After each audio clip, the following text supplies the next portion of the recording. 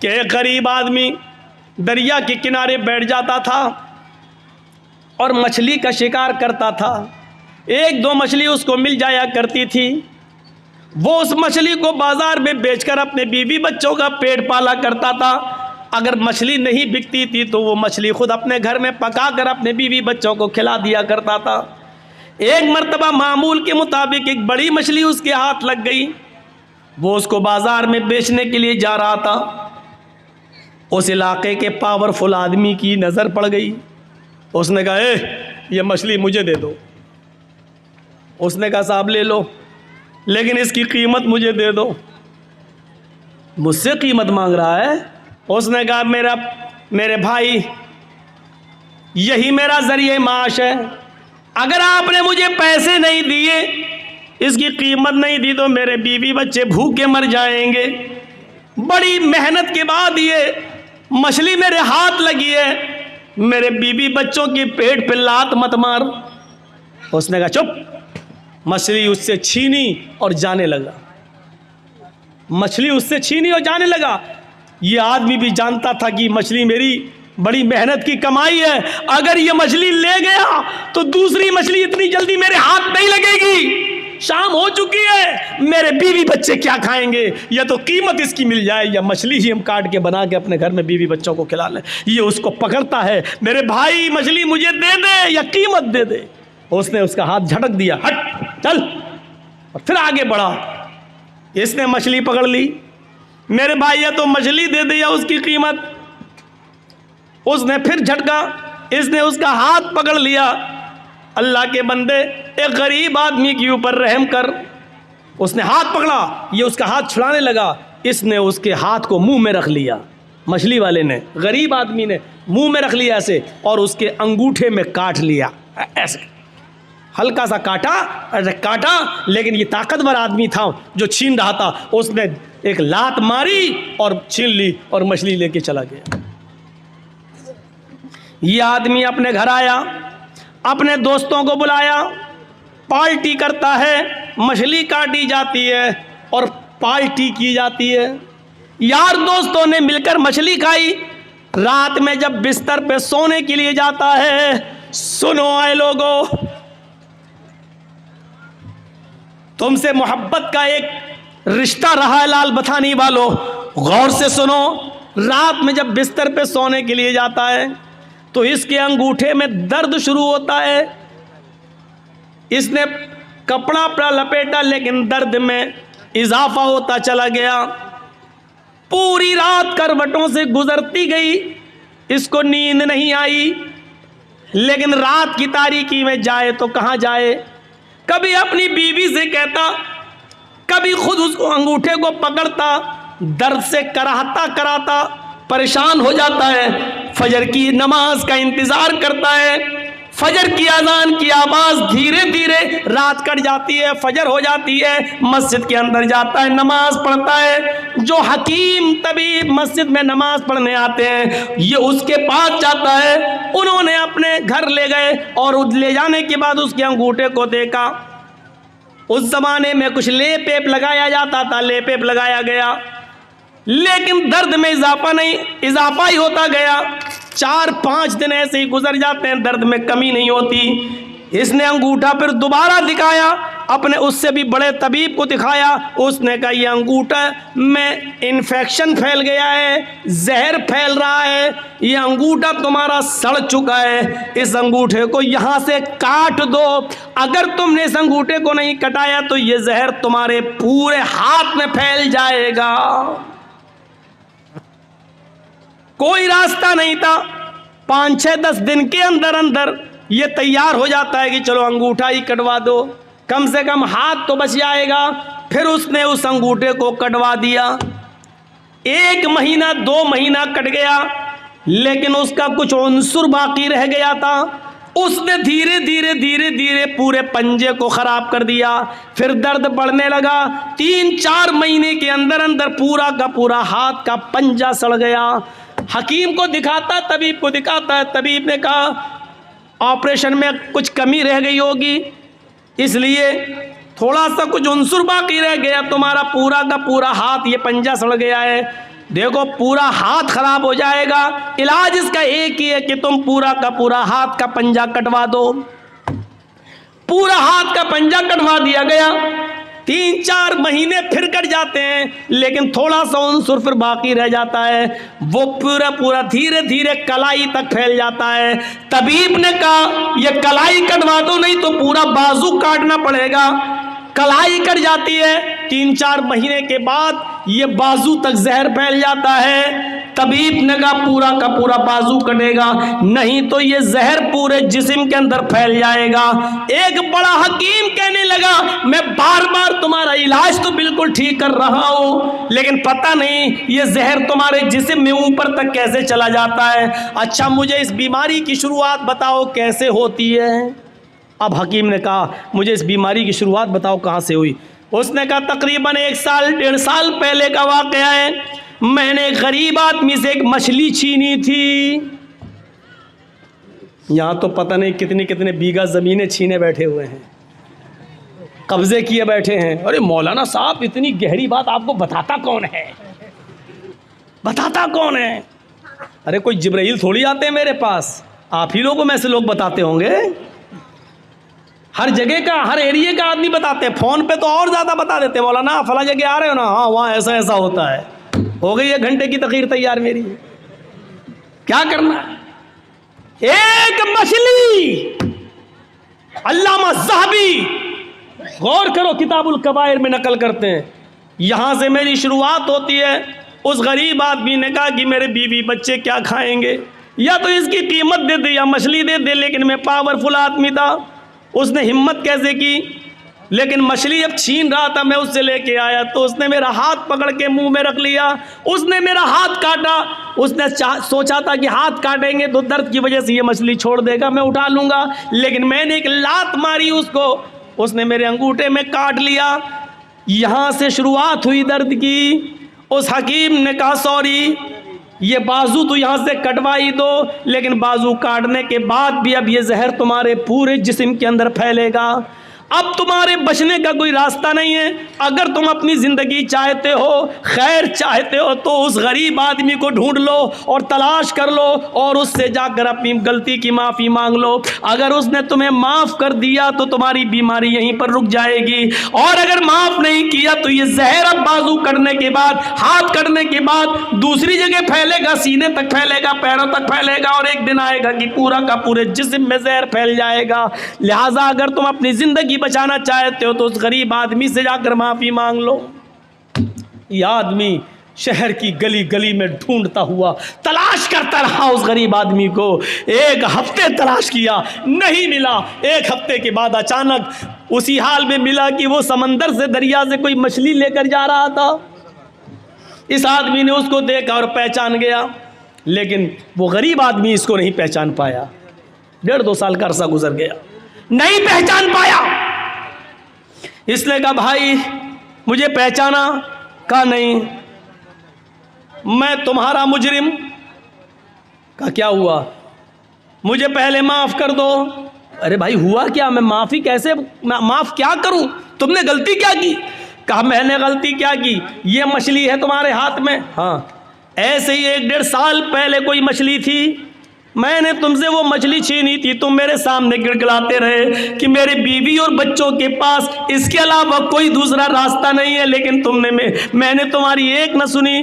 तुमने मेरे अंगूठे में काटा था और उसके बाद मैंने लात मारी थी और तुम्हें छोड़ दी, तुम मछली छोड़ दिए थे और मैं लेके चला गया था। उस अंगूठे के बाद फिर मेरा हाल ये हुआ कि उस रात में दर्द हुआ। धीरे धीरे 5-6 दिन के बाद अंगूठा पक गया, अंगूठा काटा गया। फिर ये जहर मेरी पंजे तक पहुंचा, पंजा काटा गया। फिर कलाई तक पहुंचा, कलाई काटी गई। फिर कोहनी तक पहुंचा, कोहनी काटी गई।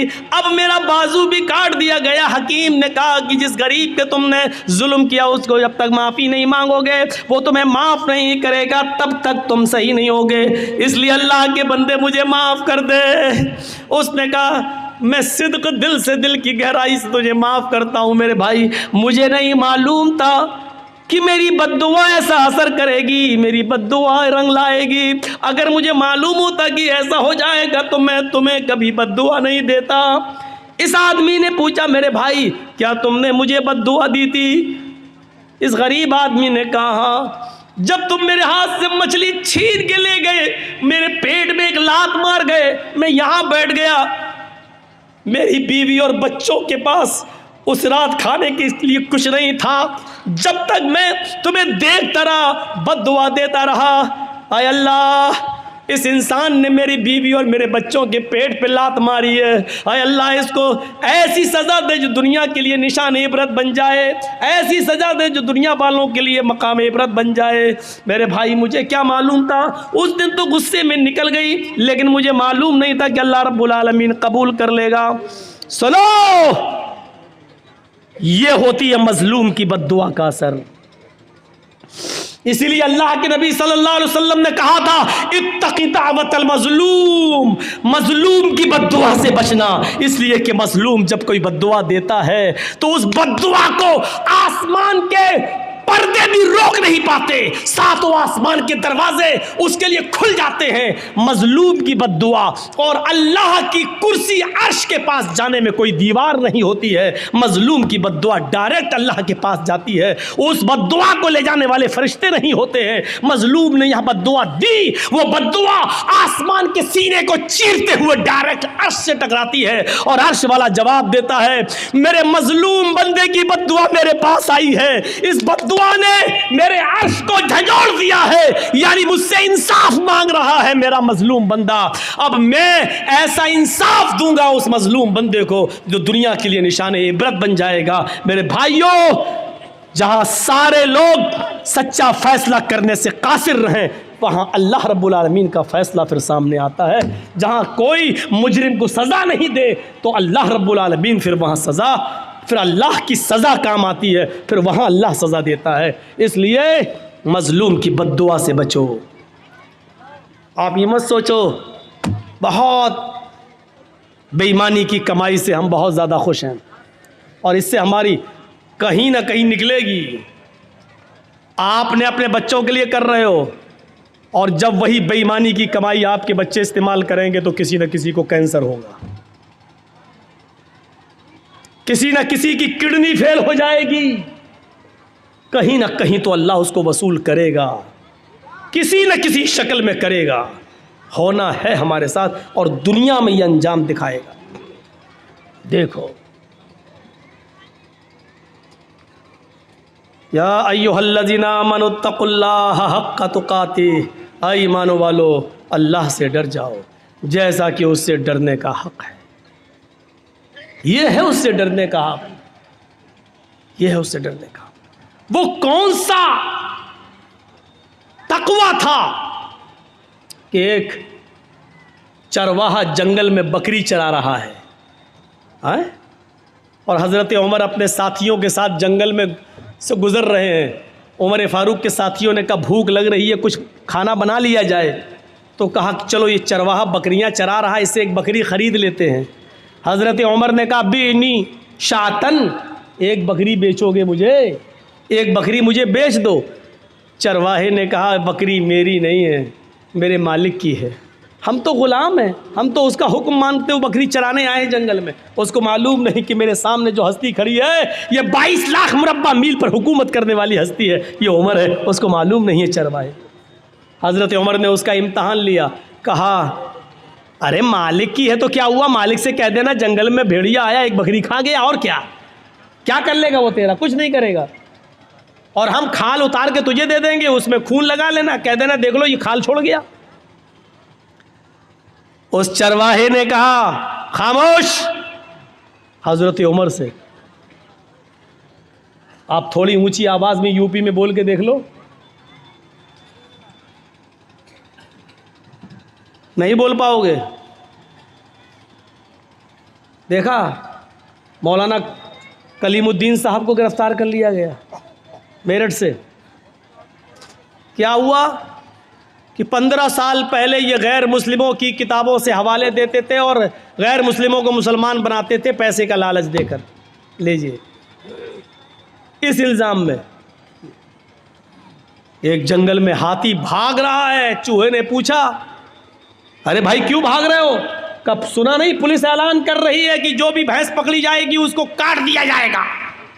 तो चूहे ने कहा भाई ऐलान तो भैंस का हुआ है कि तुम क्यों भाग रहे हो, तुम भैंस थोड़ी हो। हाथी ने कहा अगर पुलिस ने हमको पकड़ लिया तो 20 साल तो ये साबित करने में लग जाएगा कि मैं भैंस नहीं हूं। यही सूरत हाल है हमारे इस मुल्क की।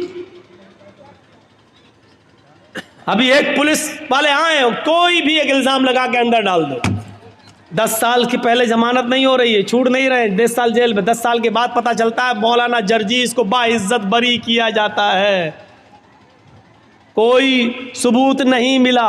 10 साल हमें ये साबित करने में लग जाता है कि हमने ये जुर्म नहीं किया। डॉक्टर कफील साहब देख रहे हैं हमारे गोरखपुर के अंदर, गिरफ्तार कर लिया गया, रासुका देशद्रोही का मुकदमा लगाया गया। हाई कोर्ट 6 महीने के बाद, 8 महीने और 9 महीने के बाद उनको बेल देती है और ये कहती है कि डॉक्टर कफील के भाषण में, उनकी तकरीर में ऐसे कोई जुमले नहीं मिलते जिससे देशद्रोही साबित हो। अब होना क्या चाहिए था कि जिस गवर्नमेंट ने उस पर देशद्रोही का मुकदमा लगाया, अब वो देशद्रोही कोर्ट ने साबित कर दिया कि नहीं है, तो अब सरकार को कटघरे में खड़ा होना चाहिए, लेकिन सरकार को कटघरे में खड़ा नहीं किया जा सकता है साहब। क्यों? सरकार, यह सूरत हाल है आज हमारी। आप कहते हैं कि मौलाना साहब गैर मुस्लिम लोग भी आए हुए, मंत्र पढ़िए। हमारे पास नोटिस आता है कि आप दीनी जलसों में जाते हैं, सुप्रीम कोर्ट का नोटिस मेरे पास आता है कि आप पढ़ते क्यों हैं ये रामायण और गीता, आपको क्या मतलब है इससे? ये सूरत हाल है। और याद रखना, जासूस गैरों में नहीं होते, अपनों में होते हैं। एक बात याद रखिएगा, हम पढ़ दें 2-4 मंत्र, आप ही के यहां से जो जासूसी निकलेगी, और थाने में मौलाना साहब ने सुप्रीम कोर्ट का नोटिस आने के बाद भी मंत्र पढ़े हैं।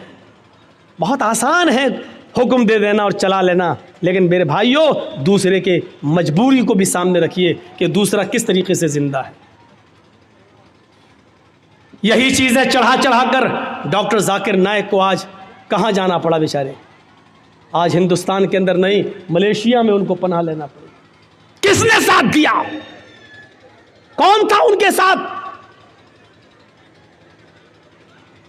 और जर्जीस ने उसी वक्त कहा था, आज डॉक्टर जाकिर नाइक पर उंगली उठी है गवर्नमेंट की। अगर सारे मुसलमान एक प्लेटफार्म पे नहीं आए तो यहां से रवाज निकलेगा। आज के बाद मौलवियों की नींदें हराम होंगी। नहीं सुनी हमारी किसी ने। दूसरे मसलक के लोगों ने कहा वो तो वहाबी है, उस आतंकवादी है, ये है वो है। खुद अपने ही लोगों ने गवर्नमेंट तक जासूसी की वीडियो निकाल निकाल कर दिखाई, देखो फला स्टेज पर इतने लोगों को मुसलमान किया, इतने लोगों को मुसलमान किया। ये जासूसी उनके साथ की गई और आज डॉक्टर जाकिर नाइक को मलेशिया जाना पड़ा। मेरे भाइयों तसव्वुर कीजिए आप, मैंने कहा था कि उठेगा, लेकिन जब एक प्लेटफार्म पे कोई नहीं आया उसके बाद फिर उठा तो देखो मौलाना कलीमुद्दीन चले गए, देखो मौलाना साद को किस तरीके से कोरोना बम कहा गया है। वो निजामुद्दीन मरकज के अंदर, ये मरकज से फैला कोरोना, ये फैला। हमने पेशीन गोई की थी, हालांकि इल्म गैब अल्लाह के अलावा कोई नहीं जानता, लेकिन आसार बता रहे थे कि डॉक्टर जाकिर नाइक की खामोशी पर, उनकी बात पर खामोशी ये दूसरे मौलवियों के लिए दरवाज़ा खोल रही है। और खुला, क्या चाहते हो कि मेरे लिए भी दरवाजे खुल जाएं? खुलेंगे तो देखा जाएगा, लड़ेंगे, लेकिन जहां तक हो सके अपने आप को पहले एहतियात किया जाए, अपने आप को बचाया जाए। अल्लाह के रसूल ने फरमाया जब जंगल में जाओ तो पहले ऊँट को बांध दो दरख्त से, उसके बाद अल्लाह पर भरोसा करो। ऊँट को खुला छोड़ दिया, सो गए, अल्लाह मालिक कुछ नहीं होगा तो भाग ही जाएगा। पहले बांध दो, फिर सोइए, फिर अल्लाह पे भरोसा कीजिए कि मैंने ऊँट को बांधा है, अल्लाह पे भरोसा कुछ नहीं होगा। तो पहले एहतियात कीजिए, पहले तदबीरें कीजिए आप।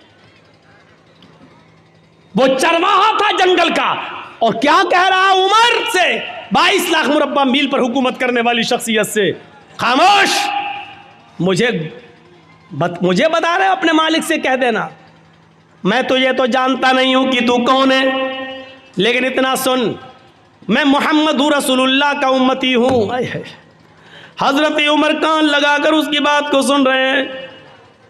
मैं मोहम्मद रसूलुल्लाह का मानने वाला हूं, तुमने मुझे जो मशवरा दिया, मेरा मालिक बहुत नेक है। अगर एक बकरी मैं तुम्हें बेच भी दूं और उसकी कीमत ले भी लूं तो मेरा मालिक मुझे कुछ नहीं कहेगा।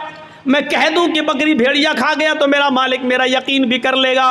लेकिन दुनिया में तो मैं अपने मालिक से झूठ बोल जाऊंगा, लेकिन कयामत के दिन मैं उस मालिक को क्या जवाब दूंगा जो मेरे मालिक का भी मालिक है। जा यहां से। गौर कीजिए इस तकवे की रोशनी में हम कैसे लग रहे हैं। लाल बथानी के लोगों, ईमानदारी के साथ बताना, इस चरवाहे के तकवे की रोशनी में हम कैसे लग रहे हैं। हम अपने गरीबान में बटन खोलकर जरा झांके तो हम कितने % मुसलमान नजर आ रहे हैं। इस वाक़े की रोशनी में जरा अपने ज़मीर को झंझोड़ कर देखें कि हम कहाँ खड़े हैं। हम अपने आप को मुसलमान कहलाने के लायक हैं भी या नहीं है। जरा गौर करके देखें, हम अपने ज़मीर से जरा पूछें, अपने ज़मीर से जरा सवाल करें, अपने दिल से जरा पूछें। मैं ये नहीं कह रहा हूँ हम मौलवी भी गुनाहगार हैं, हम लोग भी गुनाहगार हैं। मौलवी भी इंसान होता है, फरिश्ता नहीं होता है। गलती आपकी नजरिए की है। आपने मौलवियों को फरिश्तों की नजर से देखना शुरू कर दिया है।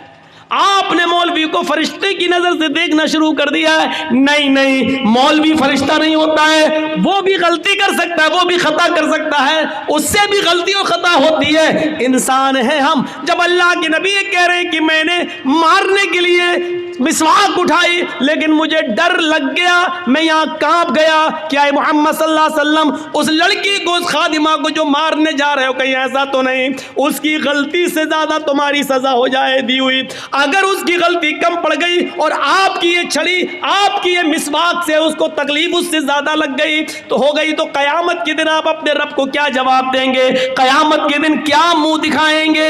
हजरत उमर फारूक अपने गुलाम का कान मरोड़ देते हैं। और बात कितनी, आवाज दी गुलाम को, गुलाम ने आवाज दी, गुलाम ने अमीरुल मोमिनीन, अमीरुल मोमिनीन, अमीरुल मोमिनीन।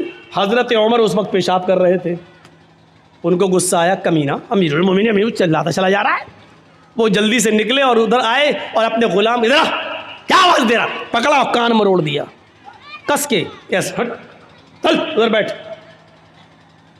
उस गुलाम ने सिर्फ इतना कहा, अमीरुल मोमिनीन, मैं आपका खादिम हूँ, आपका गुलाम हूँ, आपने मेरा कान जो मरोड़ा है, मुझे ऐसा लगता है कि मैंने कोई गलती नहीं की है, लेकिन अगर आपको लगता है कि आपने जायज़ सही वजह से, सही रीज़न की वजह से आपने मेरा कान मरोड़ा है तो ठीक है, लेकिन एक बार गौर कर लेना कि आपने मेरा कान सही मरोड़ा या गलत, और कुछ नहीं। इतना कहा। हज़रत उमर ने कहा, जब तुझे मालूम था कि मैं इस्तिंजा कर रहा हूँ, पेशाब कर रहा हूँ, तो तू अमीरुल मोमिनीन क्यों चिल्ला रहा था? उसने कहा, अमीरुल मोमिनीन, उस ज़ात की कसम जिसके कब्ज़े में मेरी जान है, अगर मुझे मालूम होता कि आप फला जगह बैठ कर इस्तिंजा कर रहे हैं, पेशाब कर रहे हैं, तो मैं आपको नहीं बोलता। मैं इतना पागल नहीं हूँ कि देख लूँ कि कोई आदमी पेशाब कर रहा और उसके बावजूद भी चिल्लाता रहूँ। मुझे मालूम है कि बगैर इस्तिंजा किए हुए कोई आ ही नहीं सकता है, तो मैं क्यों चिल्लाता? मुझे नहीं मालूम था। हज़रत उमर ने कहा, तुम ठीक कह रहे हो, इधर आओ। जितनी ज़ोर से मैंने तुम्हारा कान मरोड़ा है, तुम भी मेरे कान को उतनी तेज़, उतनी सख्ती के साथ तुम भी मरोड़ लो। उसने कहा, अमीरुल मोमिनीन, आपको अपनी गलती का एहसास हो गया, हमने आपको माफ़ कर दिया। हज़रत उमर कहते हैं, नहीं, अब तो मैं इस कान को मरोड़ कर अपना बदला लेना होगा। उसने कहा, मैंने माफ़ कर दिया। कहा, नहीं, तुम मुझे इसलिए माफ़ कर रहे हो क्योंकि मैं तुम्हारा मालिक हूँ, मैं तुम्हारा आका हूँ, तुम मेरे गुलाम हो, इसलिए मेरे डर से तुम माफ़ कर रहे हो। उसने कहा, मैं अल्लाह के लिए आपको माफ़ कर रहा हूँ। कहा, नहीं नहीं, मैं इंतकाम दूंगा, तुम अपना बदला ले लो। जब हज़रत उमर ने ज़िद की तो उसने कान मरोड़ दिया। हज़रत उमर को मालूम था कि मैंने इसका कान कितनी तेज़ मरोड़ा। कहा, और तेज़, और तेज़। नहीं, अभी भी तुम रियायत कर रहे हो, और तेज़। जब हज़रत उमर को लगा कि हाँ, इतना तेज़ मैंने इसका कान ऐंठा होगा, तो हज़रत उमर फारूक कान को ऐंठवाते जा रहे हैं और कहते जा रहे हैं, आए उमर देख ले तेरी औकात क्या है, आए उमर देख ले तेरी औकात क्या है, तेरी हैसियत क्या है। एक मामूली गुलाम तेरा कान मरोड़ रहा है और तू अपने आप को अमीरुल मोमिनीन समझ रहा है, अपने आप को हाकिम समझ रहा है, अपने आप को अमीरुल मोमिनीन तसव्वुर कर रहा है। इस तरीके से जुमले कह कहकर अपने तकब्बुर को ख़त्म करते थे कि तकब्बुर हमारे अंदर ना आ जाए। एक मामूली गुलाम तुम्हारा कान पकड़ के ऐंठ रहा है और तुम अपने आप को अमीरुल मोमिनीन समझ रहे हो। ये इस्लाम की तालीम का तालीमात के असरात थे जो सहाबा किराम की ज़िंदगी पर मुरतब हुए। मेरे भाइयों, एक हल्का सा कान मरोड़ दिया तो उसका भी बदला दे रहे हैं। हमने कितने लोगों पर जुल्म किए हैं, कभी उनकी अमानतों को वापस करने की कोशिश की है, कभी आपने माफ़ी मांगने की कोशिश की है?